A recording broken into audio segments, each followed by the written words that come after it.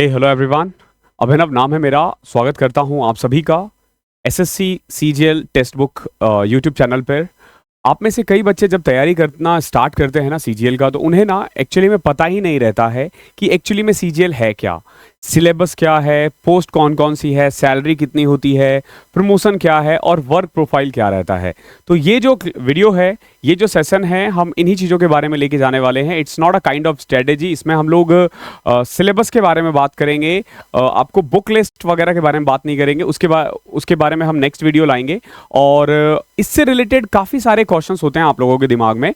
Syllabus, post, salary, promotion और work profile, इसे देखने के बाद, आज के बाद, व्हाट आई कैन गारंटी कि आपको प्रॉब्लम नहीं आएगी और आप किसी को भी बता पाओगे सीजीएल क्या होता है। अगर और कोई क्वेश्चन इसमें छूट जाता है या अगला सेशन आप किस पे चाहते हो, नेक्स्ट वीडियो किस पे चाहते हो, नीचे कमेंट जरूर करना। और वीडियो अगर एंड तक देखो और आपको अच्छी लगती है तो प्लीज़ एक बढ़िया सा कमेंट छोड़ के जाना। हम वन बाय वन स्टार्ट करते हैं कि क्या है। पहले हम बात करेंगे पोस्ट के बारे में कि क्या पावर है, क्या एक्चुअली में सीजीएल जॉब में पावर है या फिर ऐसे ही हवा है। हम इन सब के बारे में धीरे धीरे बात करने वाले हैं। पहले तो देखो पोस्ट क्या है, कौन कौन सी पोस्ट है। जब आप एसएससी सीजीएल देते हो ना, दैट मीन्स कि आप इन सभी पोस्ट की तैयारी कर रहे हो। For example income tax inspector हो गया, income tax examiner, income inspector इन एग्जामिनर होता है। ये बेसिकली पोर्ट का जॉब है। पोर्ट पे आपने देखा होगा जो पोर्ट का इंस्पेक्टर होता है। देन असिस्टेंट ऑडिट ऑफिसर, ये इसकी वैकेंसी 2 साल से नहीं आ रही है और आगे भी आने के चांसेस कम है। Preventive officers, central excise inspector, assistant, ये सारी जो जॉब की आप लिस्ट देख रहे हो, ये एक तरह से काइंड ऑफ आप कह सकते हो कि अगर आप सीजीएल की जॉब की तैयारी करते हो तो आप इनकी तैयारी कर रहे हो। धीरे धीरे मैं ब्रीफ करूंगा कि इनमें से कौन सा जॉब क्या काम करता है, स्लोली। तो ये मेनली जॉब है जिसके बारे में आप आने वाले टाइम में सीखने वाले हो। तो अब सबसे पहले ना इन पोस्ट को हम ना 2 पार्ट में डिवाइड करते हैं। एक होता है डेस्क जॉब, एक होता है फील्ड जॉब, और इसी से रिलेटेड है पावर। ओके, लोगों का ना बड़ा मिथ है सीजीएल में कि एसएससी की जब आप तैयारी करते हो ना तो आपके पास बहुत पावर आ जाता है, बहुत पावर आ जाता है। बट ये बहुत बड़ा मिथ है। ओके, पावर नहीं आता, ठीक है, बिल्कुल भी। एसएससी या यूपीएससी की किसी भी जॉब में पावर नहीं है। सिंपल एक रूटीन बना रहता है, एक रूल्स बने होते हैं, आप उसी के तहत काम कर रहे होते हो। तो ऐसा कुछ नहीं है कि पावर जैसा, ये बिल्कुल मिथ है। लेकिन अब जैसे मान लो मैं असिस्टेंट ऑडिट ऑफिसर था यहाँ ज्वाइन करने से पहले, तो व्हाट आई कैन गारंटी ना, मेरा कोई काम रुकता नहीं है। ओके, आप अपनी लाइफ को बहुत स्मूथली जी पाओगे। आपको आपके ऊपर कोई फॉल्स केस नहीं डाल सकता है, ठीक है, आपका कोई हार्म नहीं कर सकता है। 99% केस में ये नॉर्मली लोगों के साथ होता है। बट अगर आपकी थोड़ी बहुत पहुंच हो जाती है तो सबसे पहले ना जॉब को 2 पार्ट में डिवाइड किया जाता है। एक होता है डेस्क जॉब, एक होता है फील्ड जॉब। जब हम थोड़ी बहुत पावर के बारे में बात करते हैं तो डेस्क जॉब में पावर खत्म हो जाता है।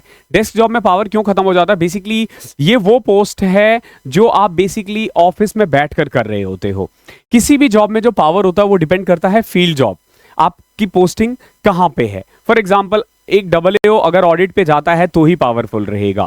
सेम एज एक इंस्पेक्टर है, इनकम टैक्स इंस्पेक्टर, अगर वो ऑडिट पे जा रहा है, अगर वो कहीं पे छापा मारने के लिए जा रहा है तो ही पावर है। तो बेसिकली डेस्क जॉब और फील्ड जॉब, जो डेस्क जॉब है ना, ये बेसिकली 9 to 5 की जॉब है। सिंपल सा, आप ऑफिस जाते हो, काम करते हो, ठीक है, जो फाइल वर्क्स वगैरह है वो आप करते हो, फिर घर आ जाते हो। फील्ड जॉब में क्या होता है, आपकी पोस्टिंग बाहर भी हो सकती है, आप 1-2 दिन के लिए बाहर जा सकते हो। या फिर फील्ड जॉब ये है कि जब आपको ना एक्चुअली में लोकेशन नहीं पता क्या होता है, ठीक है, कहां पे आपको जाना है, ठीक है, अगले 2 महीने के लिए आपको यहां अटैच कर देंगे, 6 महीने के लिए यहां अटैच कर देंगे। जैसे पुलिस वगैरह की जो जॉब है ना, वो फील्ड जॉब हुआ, क्योंकि घूमना फिरना है। सेम एज अगर एक इंस्पेक्टर है, वो ऑडिट पे जा रहा है या छापा मारने के लिए जा रहा है, तो वो फील्ड जॉब में आएगा। या फिर जो ईडी वगैरह की जॉब है, सीबीआई वगैरह की जॉब है, ये सब फील्ड जॉब के अंदर आता है। और फील्ड जॉब में इनडायरेक्टली पावर होता है, ठीक है, क्योंकि देखो power comes from signing authority. जब एक बार आप साइन करना गवर्नमेंट जॉब में स्टार्ट कर देते हो ना, तो ही पावर होता है। और एक्चुअली में signing authority 4800 grade pay job से स्टार्ट होता है और सीजीएल की मैक्सिमम जॉब 4600 ग्रेड पे वाली है। तो ऑन बाहर आपके काम नहीं रुकेंगे, लेकिन ये नहीं कि आप किसी को भी परेशान कर सकते हो पावर के नाम पे। ओके, अब धीरे धीरे मैं बात करता हूं जॉब के बारे में। सबसे पहले देखो AA, ये 8 पे आता है। इसका पे लेवल 8 है, जिसको आप 47,600 या 4800 ग्रेड पे भी कहते हो। 4800 ग्रेड पे पहले हुआ करता था, अब पे लेवल होता है। तो ये दोनों 4800 की जॉब है AA। असिस्टेंट ऑडिट ऑफिसर और अकाउंट्स ऑफिसर, बट आने वाले दिनों में इनकी वैकेंसी आने की कोई चांसेस नहीं है, तो इनकी तैयारी करना बेवकूफ़ी है, इससे रिलेटेड क्वेश्चंस मत पूछा करो। ओके, एएसओ है असिस्टेंट सेक्शन ऑफिसर्स, ये अलग अलग मिनिस्ट्रीज के अंदर होते हैं। ये बेसिकली फुल्ली डेस्क जॉब है, आपको दिल्ली में इसकी पोस्टिंग मिलती है, मैक्सिमम पोस्टिंग दिल्ली में है। अदरवाइज आप पासपोर्ट ऑफिस में अदर स्टेट्स में भी जा सकते हो, लेकिन मैक्सिमम जो है वो दिल्ली बेस्ड जॉब है। बढ़िया 9 to 5:30 या 9:30 to 6 की जॉब होती है। और सैलरी वगैरह के बारे में अभी हम करने वाले हैं। अगर एक किसी को एक सिंपल लाइफ जीना है, 9 to 5 वाली एक वर्क लाइफ बैलेंस है, तो this job is best. Okay, ASO जो होता है वो बेस्ट जॉब होता है। अगेन पावर वगैरह आप इतना एंजॉय नहीं कर पाते हो इनमें ऑन फील्ड, क्योंकि आपके पास साइनिंग अथॉरिटी नहीं है। लेकिन ये जितने भी इंस्पेक्टर पोस्ट है, इन सब में आप पावर को अवेल कर पाओगे। दैट मीन्स कि आपके पास थोड़े दिनों में साइनिंग अथॉरिटी आ जाएगी। ओके, जब मैं पावर बोलूँ दैट मीन्स की साइनिंग अथॉरिटी। तो इंस्पेक्टर और प्रिवेंटिव ऑफिसर होता है, ये पे लेवल 7 है, 4600 ग्रेड पे। ठीक है, इनकम टैक्स डिपार्टमेंट में है ये, और एक एक्साइज डिपार्टमेंट में है। तो प्रिवेंटिव ऑफिसर और एग्जामिनर और एक्साइज डिपार्टमेंट, जो एक्साइज इंस्पेक्टर या जीएसटी ऑफिसर जिसको आप कहते हो, ये सब एक्साइज इंस्पेक्टर के अंदर आता है, एक्साइज डिपार्टमेंट के अंदर आता है। फिर इनकम टैक्स का है।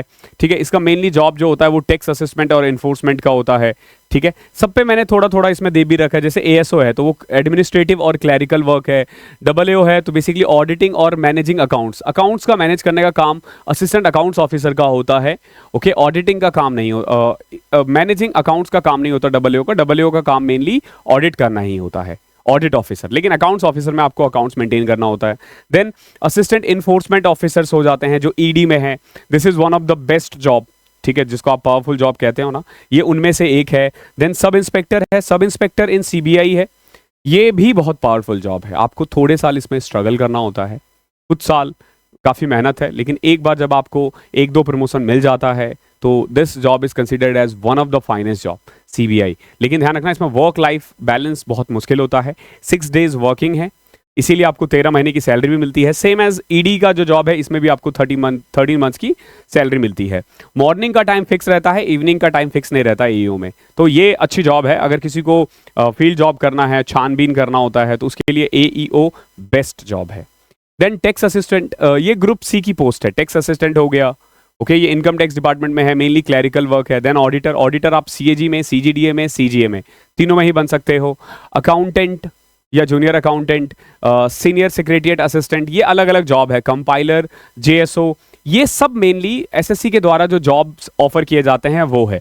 अगर आप डे 1 से चाहते हो साइनिंग अथॉरिटी, तो आइदर आप डबलओ बन सकते थे, जॉब है नहीं। दूसरा है DA, divisional accountant. This is the only post, जब आप ज्वाइन करते हो आपको एक एग्जाम देना होता है, डीएजीई। जैसे ही आप वो डीएजीई एग्जाम क्लियर कर लेते हो, आप पर्टिकुलर एक ब्रांच के जिस भी ऑफिस में बैठोगे, उस ऑफिस में इकलौते आप अपने सीएजी को रिप्रेजेंट कर रहे होंगे। तो दिस इज एक्चुअली में ये बंदा जो होगा वो पावर को एंजॉय कर रहा होगा। ठीक है, यानी साइनिंग अथॉरिटी होगी। देन कुछ सैलरीज एंड पर्क्स के बारे में बात करते हैं। ये जो मैंने चार्ट बनाया है, ये मैंने एक्स सिटी को लेकर किया है। देखो, सैलरी डिपेंड करती है आपकी पोस्टिंग कहाँ है। तो गवर्नमेंट क्या करती है कि गवर्नमेंट ने क्या कर रखा है कि सिटीज को ना 3 कैटेगरी में डिवाइड करके रखता है, वो एक्स वाई जेड। एक्स वो सिटीज है जो थोड़े महंगे सिटीज है, लाइक दिल्ली हो गया, बैंगलोर हो गया, चेन्नई हो गया, अहमदाबाद हो गया, पुणे हो गया, कोलकाता हो गए। तो ये सारे एक्स सिटीज के अंदर आते हैं। यहाँ पे जो डेली एक्सपेंसेस है वो थोड़ा हाई रहता है। देन हम उसको वाई में डिवाइड कर देते हैं। जो दूसरा कैटेगरी होता है वो वाई में आ गया, जैसे पटना, लखनऊ, मेरठ, ये जो बी टाउन सिटी कह सकते हो आप इनको, ये वाई में आता है। और जो छोटी मोटी सिटीज होते हैं वो जेड में आ जाता है। फॉर एग्जाम्पल, जब आप हिमाचल के किसी जगह पे जाते हो, जब आप उत्तराखंड के किसी जगह पे जाते हो, देहरादून को छोड़ के बाकी सब वहाँ पे जेड में आता है। ओके, और तो ऐसी सिटीज जहाँ पे जो डेली एक्सपेंसेस है वो कम है। फॉर एग्जाम्पल, दिल्ली में अगर आप एक घर देखते हो किराए के लिए, तो आपको एटलीस्ट 15 से 20 हज़ार रुपये देना होगा। वहीं अगर आप पटना में देखते हो तो आपको 10-12 हज़ार रुपये चाहिए कम से कम, अगर आप नॉर्मल जगह पे रहते हो। हाइयर वाला छोड़ दो, नॉर्मल वाला। और वहीं पे अगर किसी जेड सिटीज़ में जाते हो तो वहाँ 7 to 8 थाउजेंड में मिल जाता है। तो सैलरी उसी पे डिपेंड करता है। तो ये जो मैंने चार्ट बना रखा है, ये दिल्ली को लेके बनाया है। आप बेसिकली हर उसमें 5-6 हज़ार कम करते रहना। अगर आप 2400 ग्रेड पे की जॉब लेते हो तो मेनली सैलरी इस तरीके से डिवाइड होता है। सबसे पहले आपको बेसिक पे मिलता है 25,500, ये 2400 का है। जैसे मैं से इनकम टैक्स इंस्पेक्टर बन रहे हो तो मैं आपको बताता हूं आपकी सैलरी कितनी होगी। आपको सबसे पहले 44,900 आपका बेसिक पे होगा। देन इस पे प्रेजेंट में 53% डीए है वो मिलता है। आप इन दोनों को ऐड कर देते हो ना, तो इसका 10% आपका डिडक्शन में जाएगा। ओके, इसका आपका डिडक्शन में जाएगा। बेसिकली ये है 6869, इसका 10% आप इसको ऐड करोगे, उसका 10% डिडक्ट होगा। और जब आप दोनों को ऐड करते हो, सेम इसका 14% ना गवर्नमेंट आपकी तरफ से एनपीएस में कंट्रीब्यूट करेगी। तो 9600 और 6800, तो टोटल 16487 जो है ना रुपीस, ये आपका एनपीएस में डिडक्ट में जमा होता रहेगा। ये जमा होते होते होते होते होते रिटायरमेंट पे आपको पैसा मिलता है। देन एचआरए मिलता है। जैसे अगर आप एक्स सिटी में हो तो 30%, वाई में हो तो 20% और जेड में हो तो 10%। देन टीपीटीएल मिलता है। एक्स सिटीज के हिसाब से लिया है तो मैंने टीपीटीएल 3600 है, लेकिन वाई और जेड, कई सारे वाई सिटीज में 1800 है, कई में 3600 भी है, और कई जेड सिटी में 1800 होता है टीपीटीएल। और फिर टीपीटीएल पे आपको 53% डीए भी मिलता है। ओके, देन ये गवर्नमेंट का कंट्रीब्यूशन है। आपकी ग्रॉस सैलरी इतनी बन जाती है, ये डिडक्शन है। ये मैंने एटसेप्ट्रा करके 1000 डिडक्ट कर दिया। अदर हालांकि 700 750 रुपए के करीब डिडक्ट होता है, लेकिन 200-300 रुपए अलग अलग चीजों पे कटते रहते हैं। तो कुल मिला के ना, अगर आप ग्रॉस सैलरी के बारे में बात करो तो ग्रॉस सैलरी अगर आप इनकम टैक्स इंस्पेक्टर बनते हो तो 97,292.58 रुपीज के अप्रॉक्स होगा, और नेट सैलरी जो है वो 79,805 होगा। ठीक है, ये 16 + 1 17,000 टोटल आपका डिडक्ट हो जाएगा। ओके, हो सकता है 1000-2000 आगे पीछे हो सकता है, कोई डिडक्शन डिपेंड करता है सिटीज पे, आपकी पोस्टिंग पे। तो ये मेनली सैलरी है। अगर 2400 पे जाते हो तो 47,000, और अगर 4800 पे जाते हो तो 84,000। बट मोस्ट प्रोबेबली अगर आप हाईएस्ट पेइंग जॉब देखोगे तो इसमें हाईएस्ट पेइंग जॉब होता है एईओ और सीबीआई में सब इंस्पेक्टर जो है, क्योंकि उसमें उसको ना 13 महीने की सैलरी मिलती है। तो आप इसमें ना अप्रॉक्स 1 महीने की सैलरी और ऐड कर दो, उसको 12 से डिवाइड करके, तो अप्रॉक्स आप देखोगे 7,000-8,000 रुपए, 7,000 रुपए के करीब और बढ़ जाता है, तो 86,000 के करीब हो जाता है। तो ये अच्छी बात है। इसके अलावा बहुत सारे पर्क्स मिलते हैं आपको, जो बहुत कम लोगों को पता होता है। सबसे पहले देखो, जब आप ये 1000 रुपीज पे करते हो ना, दैट मीन्स कि आप मेडिकल एक्सपेंसेस से फ्री हो गए। अब आपका एक भी खर्चा नहीं आएगा मेडिकल पे, सारी जो जितने भी एक्सपेंसेस हैं वो गवर्नमेंट उठाएगी। इसके अलावा अगर आप नया जब ज्वाइन करते हो ना, 8 साल तक हर दूसरे साल आप घर जा सकते हो। आप और आपके जितने भी डिपेंडेंट होंगे, होम टाउन के लिए आपको पैसा देगी गवर्नमेंट। और हर दूसरे साल, पहले साल क्या होगा, आई मीन 1 साल आप अपने घर जा सकते हो, और 1 साल घूमने के लिए इंडिया में कहीं पे भी जा सकते हो। ओके, तो ये एलटीसी है। देन चिल्ड्रन एजुकेशन अलाउंस मिलता है आप लोगों को बच्चे की पढ़ाई के लिए। ब्रीफ केस अलाउंस मिलता है 4200 ग्रेड पे से ऊपर के लिए 5000 रुपीज। दिवाली बोनस मिलता है। दिवाली बोनस 4600 ग्रेड पे तक मिलता है, 4800 ग्रेड पे नहीं मिलता, क्योंकि 4800 गजेटेड पोस्ट है। ओके, और अब हालांकि इसकी वैकेंसी आती नहीं है, तो दिवाली बोनस सबको मिल रहा है। तो जो गजेटेड ऑफिसर्स होते हैं उनको न्यूज़पेपर अलाउंस मिलता है, ध्यान रखना। देन आपको ट्रेनिंग्स वगैरह बहुत दी जाती है इसमें। ट्रेनिंग्स में ना, ट्रेनिंग का एक खासियत है कि ये ऑल इंडिया ट्रेनिंग चलती रहती है, कहीं ना कहीं आप देखोगे हर महीने। तो आप ट्रेनिंग के बहाने घूम भी सकते हो, सीख भी सकते हो। ओके, फॉर एग्जाम्पल अगर आप जैसे इनकम टैक्स इंस्पेक्टर बन जाते हो, तो आपका जो ट्रेनिंग है, जिस सिटी में आपकी पोस्टिंग है वहां तो होगी, लेकिन एक ऑल पैन इंडिया लेवल पे भी ट्रेनिंग चलती रहती है। तो वहां जा जाके ना आप एक्सप्लोर कर सकते हो। तो ये कुछ पर्क्स है और कुछ सैलरी है जब आप ये जॉब ज्वाइन करते हो तो आपको मिलता है। फिर बात करते हैं प्रमोशन। एक तो देखो, प्रमोशन ना बहुत चीजों पे डिपेंड करता है। कुछ जगह पे प्रमोशन बहुत फास्ट है, कुछ बहुत स्लो है। सबसे पहले तो मैं ना आपको लोकेशन बता देता हूं। अगर आप नॉर्थ इंडियन हो और आप चाहते हो नॉर्थ इंडिया में पोस्टिंग मिले आपको, तो आपका प्रमोशन वैसे ही स्लो होने वाला है। ओके, अगर नॉन ट्रांसफरेबल जॉब है तो ठीक है। फिर डिपेंड करता है पोस्ट पे। अगर आप ऑल इंडिया वाले पोस्ट पे जा रहे हो, for example income tax inspector वगैरह है, तो ये जोन में है, ये ऑल इंडिया नहीं है। लेकिन जैसे आप ऑडिटर बनते हो सीजीडीए में, तो ये ऑल इंडिया है।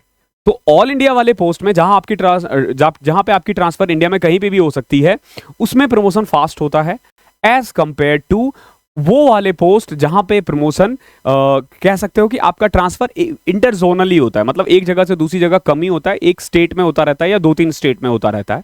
तो वहां पे प्रमोशन थोड़ा सा स्लो रहता है। जब हम बात करते हैं नॉर्थ इंडिया की, साउथ इंडिया में प्रमोशन फास्ट है, नॉर्थ ईस्ट में प्रमोशन फास्ट है। ओके, क्योंकि वहां पे पोस्ट जो है मैक्सिमम टाइम वैकेंट रहती है। Then number of vacant post पे भी डिपेंड करता है। फॉर एग्जाम्पल डबलएओ है, डबलएओ में प्रमोशन बहुत स्लो है, बहुत स्लो है।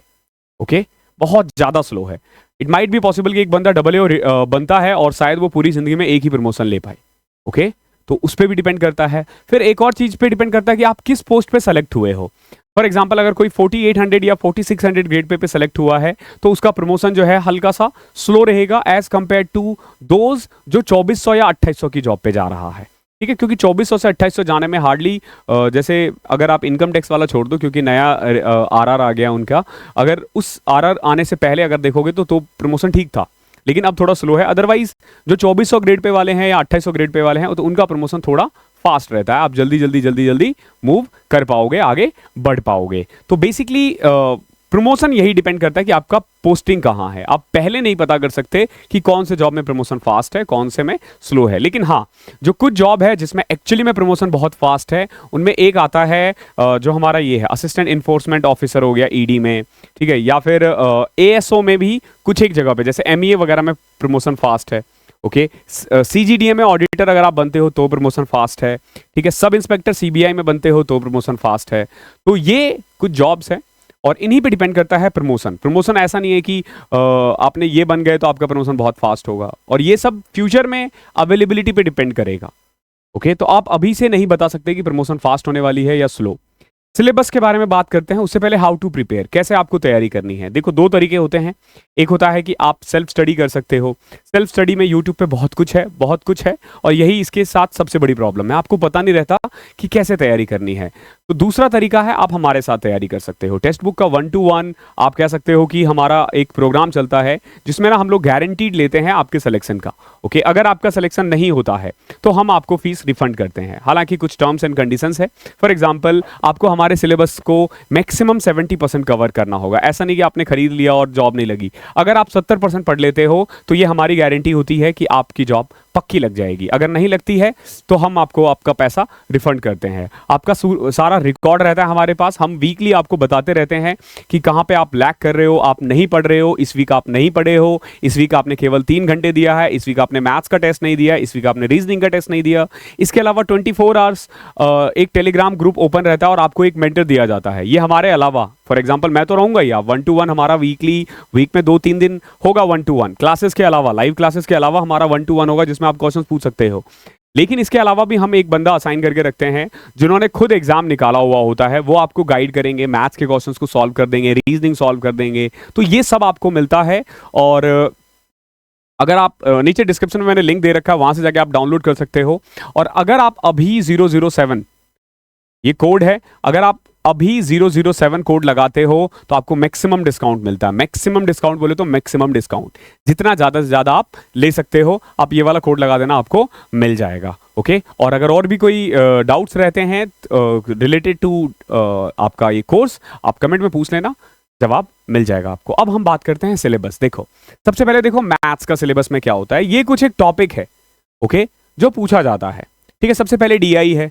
डीआई के क्वेश्चंस मेंस में नहीं आते, लेकिन अर्थमेटिक में प्री में आते हैं। कई बार 3 आता है, कई बार 5 आता है। इस बार अगर आप देखोगे 2024 में, तो on an average her shift में 3 पेपर आया हुआ है। Time and work, time speed and distance, pipe and system, geometry, mensuration, trigonometry, profit and loss, successive discount, इसी का पार्ट है ये। तो simplifications, ratio, number system, average. तो ये कुछ एक टॉपिक है जो आप कह सकते हो कि आपके सिलेबस के अंडर होता है। और इसका जो लेवल होता है, हालांकि कहते हैं ये 12वीं, लेकिन 10th लेवल तक का ही होता है। ओके, अगर आप थोड़ा सा तैयारी कर लो अच्छे से दिल लगा के, तो ये आप एग्जाम आराम से निकाल सकते हो मैथ्स में। देन ये हमारा रीजनिंग का सिलेबस है। इसमें मेनली ब्लड रिलेशन हो गया, सीरीज हो गए, मिरर इमेजेस हो गए, काउंटिंग फिगर्स हो गया, सिलॉग्स हो गए, स्टेटमेंट एंड एजम्पशंस हो गए, इन सब से क्वेश्चंस आते हैं, मैट्रिक्स वगैरह से, और थोड़ा विजुअलाइजेशन वगैरह से। तो रीजनिंग का ये सिलेबस होता है। देन जब हम बात करते हैं इंग्लिश को, तो इंग्लिश को 3 पार्ट में डिवाइड किया जाता है। पहला पार्ट होता है ग्रामर, दूसरा पार्ट होता है कॉम्प्रहेंशन, और तीसरा पार्ट होता है वोकैब। ठीक है, ग्रामर में आपसे पूछा जाएगा, एक सेंटेंस दे देंगे और ये बोलेंगे कि ये बताओ कि इनमें से क्या सही है, क्या गलत है, या आपको गलत चीज़ें आइडेंटिफाई करनी होंगी, जिसको हम कॉमन एरर कहते हैं। कई बार इंप्रूवमेंट्स पे आते हैं, कई बार फिलअप्स पूछे जाते हैं। ये सब ग्रामर का पार्ट है, या डायरेक्ट, इनडायरेक्ट, एक्टिव, पैसिव। उसके अलावा फिर कॉम्प्रहेंशन पार्ट आता है। हम इनके बारे में एक डिटेल वीडियो बनाएंगे हर एक सब्जेक्ट पे, कि कैसे आप तैयारी कर सकते हो एंड कौन सी किताबें हैं जिसको आप फॉलो करके ये जॉब निकाल सकते हो। और हमारे साथ बेसिकली इंग्लिश, अगर आप देखोगे हमारे साथ अनन्या मैम पढ़ाती हैं। ठीक है, उन्होंने खुद काफ़ी बच्चों को मेंटर किया है और जॉब लगवाया है। तो आप मैथ्स मुझसे पढ़ सकते हो, इंग्लिश आपके लिए अनन्या मैम है, और भी हमारे पास एक परफेक्ट सी टीम बनी हुई है, वहाँ पे आप तैयारी कर सकते हो। देन जब मैं बात करूँ कॉम्प्रहेंशन पार्ट, तो उसमें जंबल वर्ड आते हैं, PQRS, वो कॉम्प्रहेंशन के अंदर आता है। क्लोज टेस्ट आता है, ओके। देन पैसेजेस आते हैं, ये मेनली कॉम्प्रहेंशन का पार्ट है। Then grammar portion, sorry, vocab portion आता है। वोकैब में हम लोग इडियम्स, वन वर्ड और कई बार मिस स्पेल्ट भी आता है। देन उसके अलावा साइनो और एंटो, ये आता है बेसिकली ग्रामर के, सॉरी, वोकैब के पोर्शन में। हम, मैं इस पे एक डिटेल वीडियो बना दूंगा कि कैसे आप तैयारी कर सकते हो सेल्फ।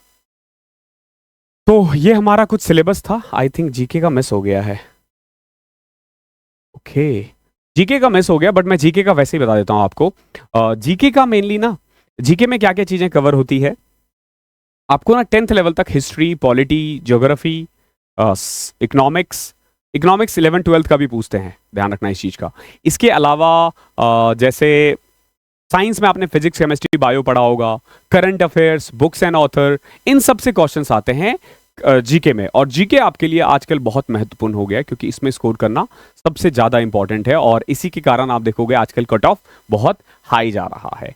तो दीज आर सम वेज, और ये सिलेबस था आपका जो बच्चे बार बार ढूंढते रहते हैं। आप चाहो तो इसका स्क्रीनशॉट लेके रख सकते हो, ताकि आपको बार बार ढूंढना ना पड़े। सिलेबस क्या है, बहुत बच्चे सिलेबस करते रहते हैं। और अगर ऑथोराइज्ड सिलेबस आपको चेक करना होता है, तो आप एसएससी नोटिफिकेशन डाल दिया करो, पूरा एक पीडीएफ खुल के आ जाता है जो एसएससी ने रिलीज किया होता है। उसमें आप देखोगे तो आपको सिलेबस, कंप्लीट सिलेबस मिल जाएगा, ओके। तो इस क्लास में इतना ही था, इस सेशन में इतना ही था। आई होप आपको पसंद आया है। पसंद आया है तो वीडियो को लाइक, शेयर और सब्सक्राइब कर देना। और अगर आपको टेक्स्ट बुक सुपर कोचिंग पे कोई भी क्लासेस लेनी है, तो आप मेरा कोड लगा सकते हो अभी 007, ओके, ABHI 007, ओके। आपको मैक्सिमम डिस्काउंट मिल जाएगा। Thank you so much.